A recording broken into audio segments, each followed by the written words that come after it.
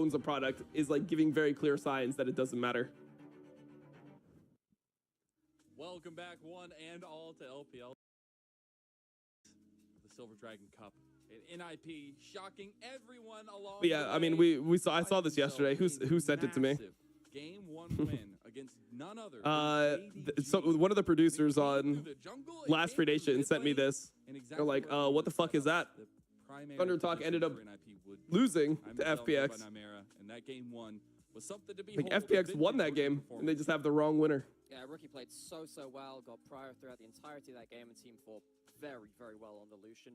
I do think on JDG, mid lane and bot lane really did not work out the way that they would have wanted it to. And that Kanavi, because he was playing around mid and bot, just not performing to the expectations which they would have wanted from that draft, meant that he was shut out of the game. I do think that Kanavi also maybe probably overdived a little bit, knowing that his team wasn't necessarily in the places to follow up, but it was quite hard to play as Sejuani in that kind of game.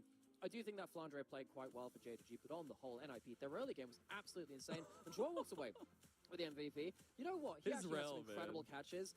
I know we were focusing a lot on Rookie, but Joel actually had some incredible game and performances there in terms of the engage. So I'm actually not unhappy with that. 2 for 2 on Rel performances here in playoffs and getting MVPs. Love to see it. Yeah, I mean, he had a great performance. NIP had a great performance, and this was taking advantage of a JDG composition that wanted to be ahead, that wanted to be in that tempo position, and NIP never gave it to them. Yeah, no, NIP, they just... I'm just gonna tweet about it, whatever. I'll just call them out. JDG are typically a team that will stall out and look to get themselves into a point where they can team fight later into the game. They didn't have bad team fight angles later into the game. I think that actually the overalls were okay.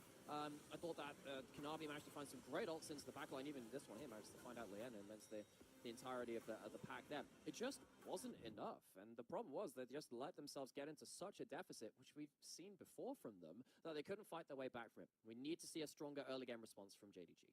And I want to see how exactly going to respond to some of those draft prios here, because now the question had been answered about the Aurora. Trying to figure out what's going to happen now is that Aurora. You think Mad Koi have lost